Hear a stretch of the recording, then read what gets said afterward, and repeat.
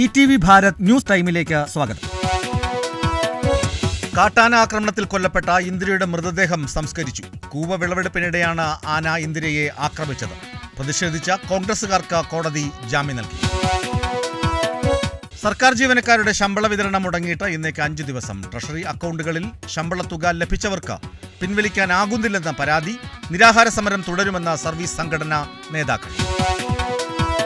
തിരുവനന്തപുരം നേമത്ത് പ്രണയം നിരസിച്ച യുവതിയെ യുവാവ് ബ്ലേഡ് കൊണ്ട് ആക്രമിച്ചു.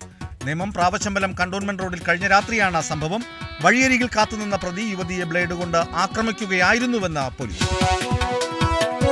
പുരാവസ്തു തട്ടിപ്പ് കേസിൽ KPCC അധ്യക്ഷൻ K. സുധാകരനെ 2ാം പ്രതിയാക്കി ക്രൈംബ്രാഞ്ചിന്റെ കുറ്റപത്രം. ക്രിമിനൽ ഗൂഢാലോചന, വഞ്ചന, വ്യാജരേഖ ചമക്കൽ എന്നീ കുറ്റങ്ങൾ ചുമത്തിയാണ് ക്രൈംബ്രാഞ്ച് കുറ്റപത്രം തയ്യാറാക്കിയത്. തിരുവനന്തപുരം ചേങ്കോട്ടുകോണത്ത് 50കാരൻ പെട്രോൾ ഒഴിച്ച് കത്തിച്ച 46കാരി മരിച്ചു. ചേങ്കോട്ടുകോണം സ്വദേശിനി G. സരിതയാണ് ചികിത്സയിലിരിക്കെ മരിച്ചത്. പ്രതി ബിനു പൊള്ളലേറ്റ് ഗുരുതരാവസ്ഥയിൽ ആശുപത്രിയിൽ. മാവോയിസ്റ്റ് ബന്ധം GN സായിബാബയടക്കം 6 പേരെ കുറ്റവിമുക്തരാക്കി ബോംബെ ഹൈക്കോടതി.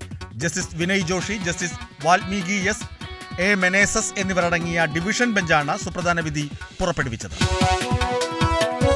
ബംഗളൂരു ജയിലിലെ തീവ്രവാദ ഗൂഢാലോചന കേസിൽ 7 സംസ്ഥാനങ്ങളിൽ NIA റെയ്ഡ്. തമിഴ്നാട്, കർണാടക അടക്കം 7 സംസ്ഥാനങ്ങളിലെ 17 സ്ഥലങ്ങളിലാണ് റെയ്ഡ് പുരോഗമിക്കുന്നത്.